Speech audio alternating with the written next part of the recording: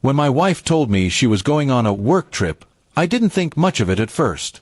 She had been talking about how her team was under pressure and how they often leaned on each other for support. Still, something in her tone bothered me. She mentioned her work husband again, a joke she had used before, but this time, it didn't sound like a joke anymore. My gut told me something wasn't right. Over the next few days, she packed with an excitement I hadn't seen in years. She claimed it was strictly professional, yet she chose her best dresses and perfume, the kind she usually saved for date nights.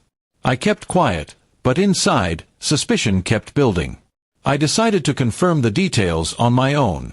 With some discreet checking, I discovered the hotel she had booked, and it wasn't just her going. Her so-called work husband had reserved a room too. Instead of confronting her immediately, I reached out to his actual wife. We had met briefly at a company dinner once, and I still had her contact details. At first, she didn't want to believe me, but when I showed her proof of the booking, the truth hit her. Together, we decided that we wouldn't sit quietly while they treated us like fools. We would face them where they least expected it, at the hotel itself.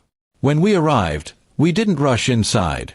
We wanted to catch them in the act. The lobby was grand and filled with people coming and going. We sat quietly in a corner, waiting. It didn't take long before we saw them together, laughing, checking in at the front desk like a couple. My heart burned, but I kept my composure. I glanced at his wife.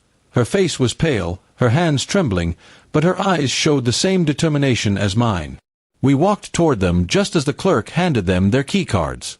Their smiles froze instantly when they saw us. My wife's face drained of color, and the man beside her stammered, unable to form a word.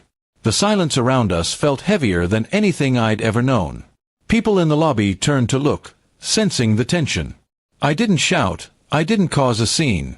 Instead, I said calmly, "It looks like you both forgot to mention your real spouses are standing right here."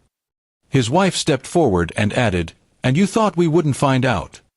The shock on their faces was more powerful than any argument we could have had at home. They tried to explain, fumbling with excuses about team bonding and just being friends, but their matching luggage and the way they held each other's hands minutes earlier betrayed them. Everyone around could see the truth. They had been caught red-handed, and there was no way out. I turned to my wife and said, "If this is what you wanted, you should have been honest. But lying to me, betraying our marriage, ends here."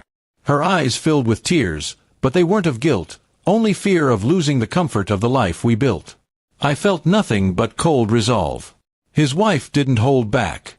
She told him that their marriage was over and that he would face the consequences of his choices. The man looked helpless, realizing that everything he had taken for granted was slipping away in a matter of minutes.